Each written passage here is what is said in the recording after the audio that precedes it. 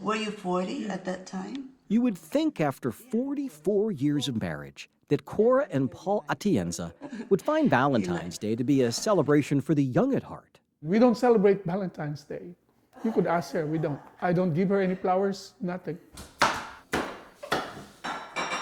Food nowadays is mostly vegetables and fish. But for this Prince William County couple, February 14th is the day that altered their lives forever. It was shortness of breath. I thought it was acid reflux, heartburn. In January of 2022, Cora Atienza checked into Inova Fairfax Hospital, only to find out that her heart was damaged far more than she realized. I told her, your life is just like this. You're just in limbo. Very small. You have a very small chance of surviving.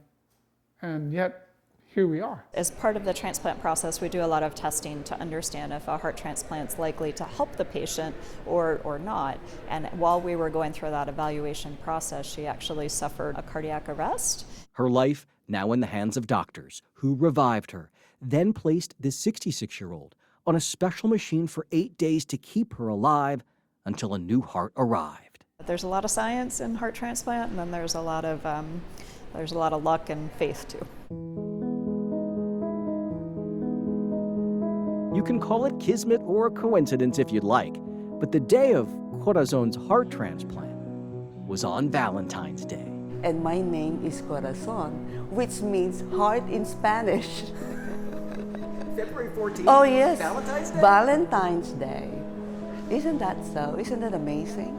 Nearly 2 years later, Corazon and Paul returned to Inova's Heart and Vascular Institute for a medical follow-up that ended with rave reviews. There are definitely those patients you see on the schedule and it makes your day, and she's one of them. In fact, Dr. Jamie Kennedy, medical director of the cardiac transplant program, shared with permission an image of Corazon's diseased heart before transplant and an image of her healthy heart post-transplant.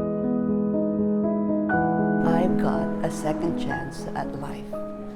It's like being reborn in a way. That second chance, impossible without experts at Inova and empathy at home. The nurses at the Inova, it's really, they did something that extraordinary that I cannot know how to express. Thank you. Corazon's husband Paul took complete care of his beloved every single day of her recovery. The kind of love you don't just celebrate one day a year. I told her, you're a gift. She's a gift to me. I'm just making chicken with vegetables. To ensure her remaining days are filled with joy, Good, some peppers. Atienza created a bucket list. First, a trip to sunny Florida, then a fishing excursion to Alaska.